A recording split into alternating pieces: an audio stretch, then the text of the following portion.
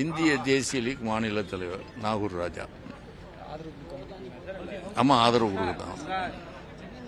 தமிழ்நாட்டில் ஒரு நல்ல மறுமலர்ச்சியும் மக்களுக்கு நலன் சார்ந்த திட்டங்களும் ஊழலற்ற வகையில் நடப்பதற்காக தலைவர் விஜய் அவர்களுக்கு எங்களுடைய ஆதரவை தெரிவித்து இந்திய தேசிய லீக் சார்பாக தெரிவித்து.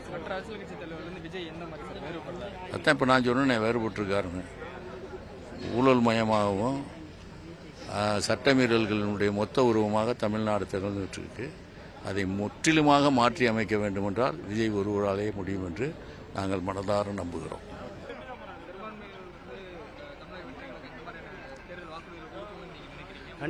கண்டிப்பாக நான் சிறுபான்மைன்றே கிடையாது. தமிழக வெற்றி காலத்தை பொறுத்த வரைக்கும் எல்லாமே சமம் தான். அடிப்படையை பார்த்தீங்கன்னா பிறப்புக்கும் எல்லாம் உயிருக்கும் சிறுபான்மை பெரும்பான்மைன்றதே கிடையாது. எல்லாமே எல்லாத்துக்குமே சமம் தான். அது இந்த நிகழ்ச்சி ஒரு எடுத்த காட்டாக இருக்கும். கோரிக்கைனா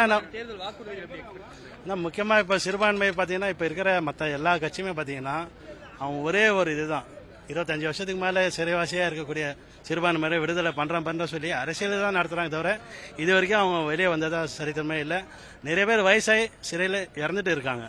ஆனால் இப்போ வரைக்குமே பார்த்தீங்கன்னா எல்லாரும் சிறுபான்மைக்காக நாங்கள் இருக்கிறோம்னு சொல்கிறாங்க தவிர இது வரைக்கும் அவங்களுக்காக ஒரு குரல் கொடுத்தது இல்லை. போராடுறாங்க, அவ்வளோதான். இப்போ தளபதி வந்தவருக்கு இது எல்லாமே சாத்தியமாகும். எங்கள் எக்ஸ்பெக்டேஷன் இப்போ புதுசாக ஒரு ஆட்சி வந்துச்சுன்னா ரொம்ப சந்தோஷமா இருக்கும். நல்ல தலைவரை தேர்ந்தெடுக்கிறோன்னு ஒரு நிம்மதியும் இருக்கும், சந்தோஷமும் இருக்கும். அந்த சந்தோஷத்துக்காக தான் இந்த உலகம் அதாவது நம்ம தமிழ்நாடு மக்கள் எல்லாமே காத்துட்டு இருக்கோம்.